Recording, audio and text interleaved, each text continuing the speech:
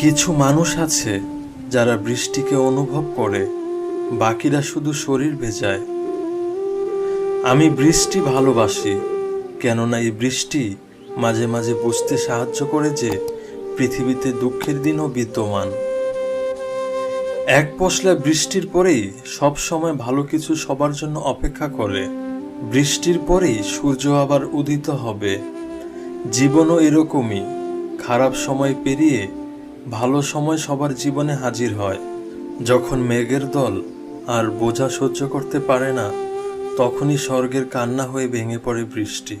জীবন ঝড় কেটে যাওয়ার জন্য অপেক্ষা করার মধ্যে নয়, জীবনের মূল উপপাদ্য বৃষ্টিতে ভিজতে ও উপভোগ করার মধ্যে।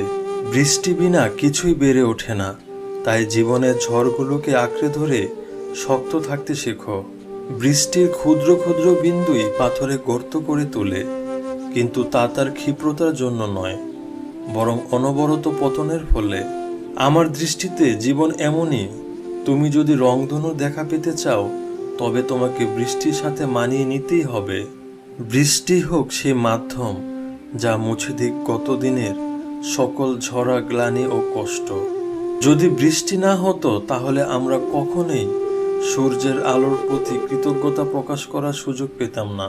যখন বৃষ্টি পড়ে, তখন প্রত্যাশা করো রংধনুর, আর যখন নেমে আসে আঁধার, তখন প্রত্যাশা করো তারার।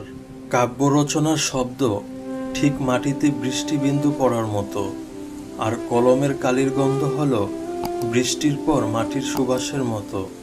মেঘ আমার জীবনে ভেসে আসে, কিন্তু অন্ধকার নিয়ে না, বরং আমার জীবনের সূর্যাস্তে এক নতুন রং যোগ করতে। বৃষ্টি বিন্দুর পতনের শব্দের কোনো অনুবাদ প্রয়োজন হয় না। যখন মুষলধারে বৃষ্টি হয়, তখন আমি এটা পছন্দ করি। এটা সব জায়গায় মৃদু গুঞ্জনের মতো শোনাতে থাকে, যা নীরবতার প্রতীক, একাকিত্বের নয়। যে কেউ বলে রোদ সুখ এনে দেয়, তাদের মনে হয় বৃষ্টিতে নাচার অভিজ্ঞতা হয়নি।